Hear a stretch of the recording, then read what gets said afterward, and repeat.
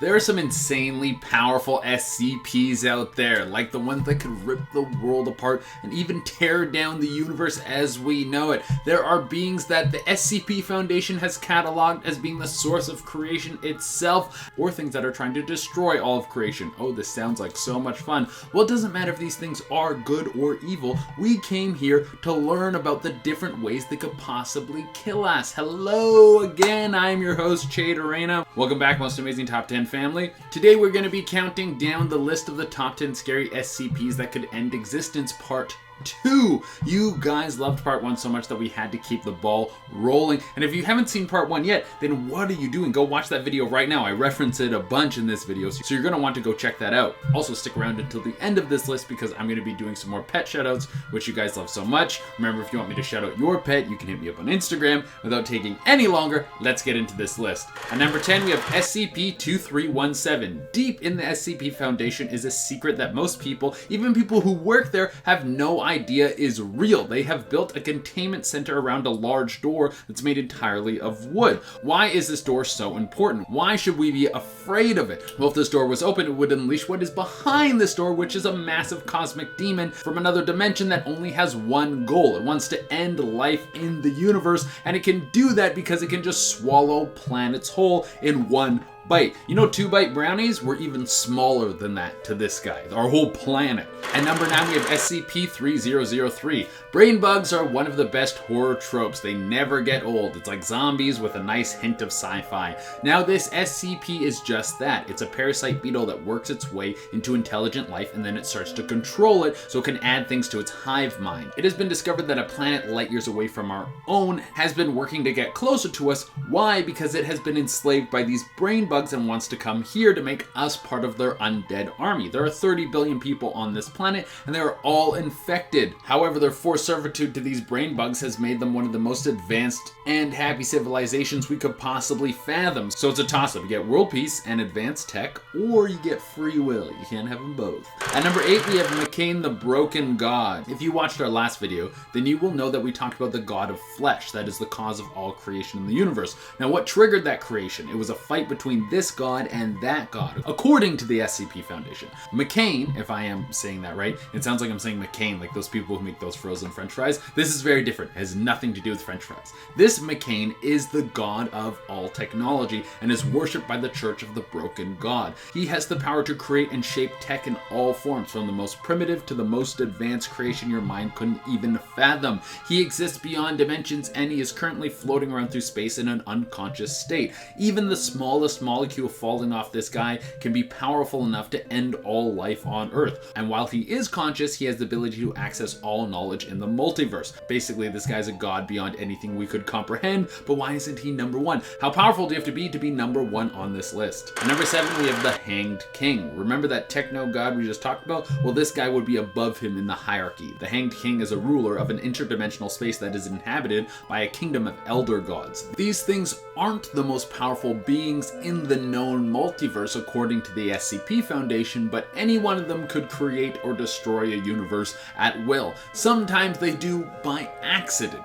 And this guy is the ruler. He is extremely powerful, and he's even able to attack and harm the Tree of Knowledge, which is the anchor of all known existence, and if that thing goes away, reality will go along with it. That doesn't sound very fun, I got to say. I would rather be than not be, there is no question. At number 6, we have SCP-001-J, the big red button. You know when you see a big red button, it says don't touch it, and then you touch it, and then something bad happens? Well, yeah, that is basically what this SCP is, but there's something else attached to it. If you touch it, then reality will melt away and there will literally be nothing left. Now, this SCP itself is not conscious, but it does seem to have the ability to attract people to it. When someone is around the button, they will have an insane urge to press the button, even if they know it will lead to the end of the world as we know it. Because this button is such a danger to us, it has been kept in an extremely secret location, 3 kilometers below sea level, and all the guards are automated robots, so they can't be tempted, and they will kill anyone who attempts to enter the containment area. The box that contains this big old button is made of pure tungsten, and then there is another layer of tungsten around that box. It's tungsten on tungsten, and then the button deep inside 3 kilometers under the ocean. There's a lot going on here, but there's no chance anyone could press it unless you can get shot a bunch of times and dive deep. Never mind, you're not going to get to it. At number 5, we have SCP-001-SDL. How will the end of the world happen? Well, this idea states that it will be caused by some sort of mutation caused by the sun. Basically, this is a horrible accident where the sun starts to mutate anyone it touches into goo monsters that are basically amorphous blobs that are melted flesh that combine together to become even larger blobs. They are all zombies that want to consume everything on the planet. Those who have not fallen never go out in the sun and they try to survive. This might be the worst doomsday scenario ever. At number 4, we have SCP-682. This is by far one of the most famous SCPs. It is a large reptilian creature and it is extremely intelligent. It has the ability to regenerate its body and has been known to kill anything in its path and is currently contained in the SCP Foundation, but it has escaped several times, and this has led to the deaths of thousands of SCP Foundation workers. There was one occasion where the SCP Foundation took SCP-682 to the Gate Guardian, who we covered in part 1 of this list, but he's basically a giant being of light and is able to strike anyone with his giant sword of light. Anyone who gets hit with this sword of light vanishes from existence. There's nothing left afterwards. He struck SCP-682 with this sword and he was still alive. He then spit in the Gate Guardian's face and the Gate Guardian then struck him again. After this, SCP-628 was unconscious and returned to the SCP Foundation to be put back into containment, which is where he currently stays. The scariest thing about this SCP is that the SCP Foundation asked SCP-343, who is known as God because he has created everything we know, to kill SCP-682. And he said, "He is not one of my creations, you deal with him yourself."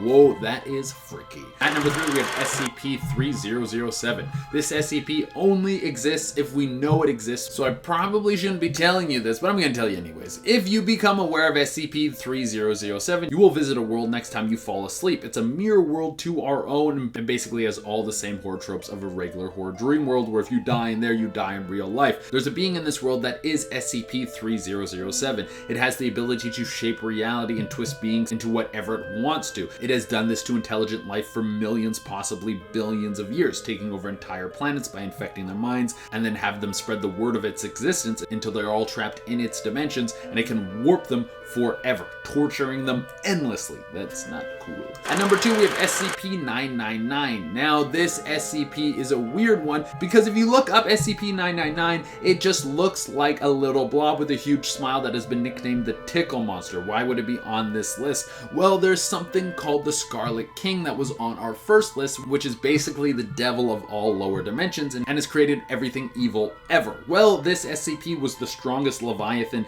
that the Scarlet King ever made, and it was the only one of his creations that could ever defeat him. So there's that. So this little dude is secretly insanely powerful, and who knows when he's going to freak out. At number 1, we have the Brothers' Death. So what was made at the start of creation? What was the first thing that happened when life came into existence? And what was the first consciousness that was born? Well, the first thing was death. It's kind of ironic, but it does make a lot of sense. First thing that came after life would be death, so there was always balance. The Brothers' Death are some of the 3 most powerful things that have ever been and ever will be, living in a realm that is above all dimensions that we could comprehend. They are beyond even the Tree of Life, which gives us the reality that we live in. There are 3 brothers. There's Small Death. He's the first one we will cover. He has the least amount of power out of the 3 brothers and the least amount of responsibility. He handles the death of life. Then there is Great Death. He handles the death of resources, planets, and anything that is consumed. I make them to sound like they're some sort of multi-dimensional mechanics or accountants or something like that, but they kind of are. They handle a lot of little things. And finally, there is Great Death. He is the most powerful and handles the death of reality. He can dismiss a universe away without effort. As we mentioned before, the Scarlet King is one of the most evil and powerful things that has ever been, and the Scarlet King is afraid of the Great Death. Alright everyone, thank you so much for tuning in, and as promised, we're going to be doing some more pet shoutouts. Remember, if you want me to shout out your pet, you can hit me up on Instagram. I pick new pets every day, so if you don't get picked one day, you can message back another day. If it takes me a little while to get back to you, I am very sorry. I have a lot of these to do, and without taking any longer, let's shout out some pets. First up, we have Ty, who looks so cute all snuggled up in that car. It's very nice. Then we have Sunny, who's very cute and is excited for Christmas. He knows he's going to get presents because he knows he's been a good boy. After that, we have Frank and Ava, who are hanging out in the sun, having a great time. Next, we have this cutie, who's laying around in the blankets, having a nice cat nap. Then we have Rudy, who's all snuggled up. All right, everyone, that is all we have for you today. I would love it if you guys at home could like, comment, subscribe, and hit the little notification bell. Until next time, I've been your host, Jade Arena, and try not to get wiped out of reality. Bye.